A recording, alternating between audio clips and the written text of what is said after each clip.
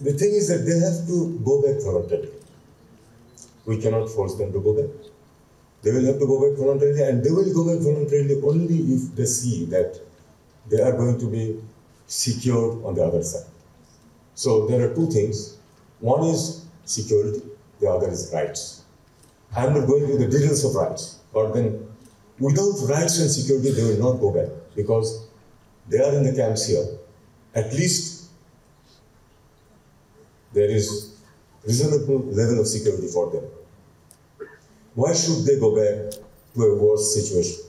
Because that is the situation they escaped from and came to Bangladesh. So we must ensure that they go back in rights and security. The changed realities in Myanmar, I'm sure this has been amply discussed already, which of course affect the possibility of repatriation. There was, many leaders in the world had hailed the restoration of democracy or things like that in Myanmar, but the reality remains that actually Myanmar did not have democracy. It was a quasi-military government with Aung San Suu Kyi as the face of the government to be shown to the world. So even that semblance was thrown away, and 4 years back, 4.5 years back, the military took over directly. And for the first time, as has already been mentioned, that even Myanmar has been seeing the insurgencies in ethnic areas for eons, but for the first time, the bombers took up arms against the military regime. So for the first time, we have a sort of a complete civil war going on in Myanmar. Complete civil war going on in Myanmar. And I do not want to be hopeful that unless the dust settles, we will be able to send our Rohingyas back to their country. Already we have spent about 8 years, and maybe it will take some time more, but what I insist on is that we must arrive at, through diplomacy and through negotiations, maybe beyond diplomacy also, we must have the roadmap how all these people can go back. Not the tokenism that was tried twice and failed. I was happy, and I expressed it openly, I was happy that the tokenism did not succeed, because a token repatriation would have given some additional weapons to the military regime in Myanmar. That look, we are resolving this issue bilaterally, so the world doesn't need to be concerned about this thing. So you have the military regime, you have the Arakan army, which is a reality. Because for us, Myanmar is largely a Rakhine state. Decisions may be taken elsewhere, maybe in 𝗥𝗶𝗴𝗵𝘁𝗀, maybe in other capitals in the world, but the fact remains that the Arakan army is in possession, is in control of the Rakhine state. So they are a party to reckon with. In any future dispensation, it's my opinion again, others are free to disagree with me. In any future dispensation, when the dust settles, Arakan army is going to call the shots as regards the situation and the state of affairs in Rakhine state.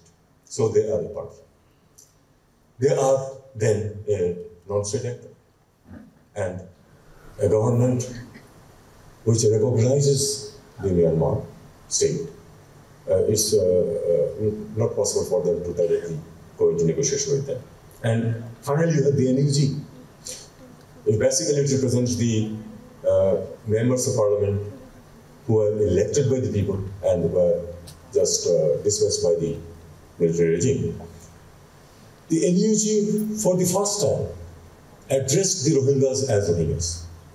They issued 3 statements specifically addressed to the Rohingyas. They also, in the first statement, they have asked for the Rohingyas to join them in their efforts to defeat the military and establish democracy in the country. In my opinion, at that time, the opportunity should have been taken, and the Rohingyas should have become a part and an actor within the NUG.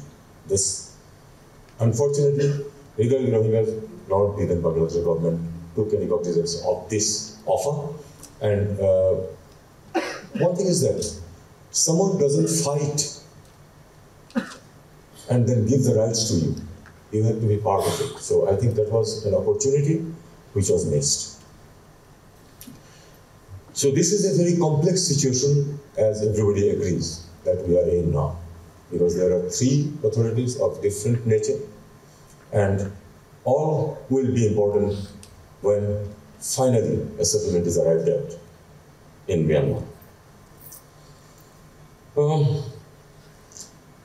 Now, the apathy of the international community, apart from the provision of a limited amount of assistance to the camps. I think this apathy is dangerous not only for the Rohingyas and for Bangladesh, but for the international community as a whole. You are going to have in the camps 1 million or so young people, half of them young boys. And it would be naive to think that they will just spend their life peacefully in the camps, waiting for the relief to arrive and having a little food and a little shelter. Maybe involved in a little bit of smuggling activities and just take on their life. This is not going to happen. This is not going to happen, I'm convinced. There can be difference of opinion, of course, again, I agree. So, these people, in time, if this issue is not resolved, will become a problem for us, yes. They will also become a problem for the region and the wider world. So I would like to call upon the international community that they must resolve this issue. Of course, the issues, as has been mentioned, that the attitude on the other side of the border, etc., are there. But then, just you don't like me doesn't mean that I cannot leave. Just you don't like me as your neighbor or you're staying beside you doesn't mean that you can kick me out and then I have no rights to my place. So this has to be taken into consideration by the international community. This, I think, this view also resonates with the fear of radicalization that has already been spoken about. Last point that I would just mention. History says that such a problem has never been resolved peacefully. Such problems have always been resolved through conflict. Look at 71 in Bangladesh. Defeat of the Pakistan army, that's how the issue was resolved.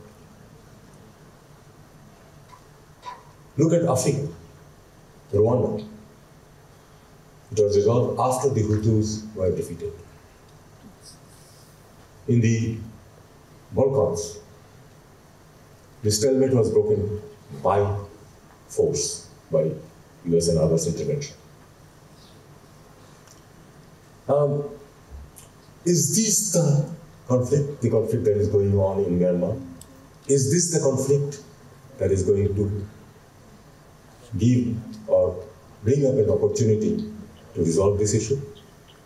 We have to ponder over it, and maybe, while the situation has definitely been more complicated, but maybe this is the opportunity in which the Rohingyas' rights can be re-established and they can go back to their home.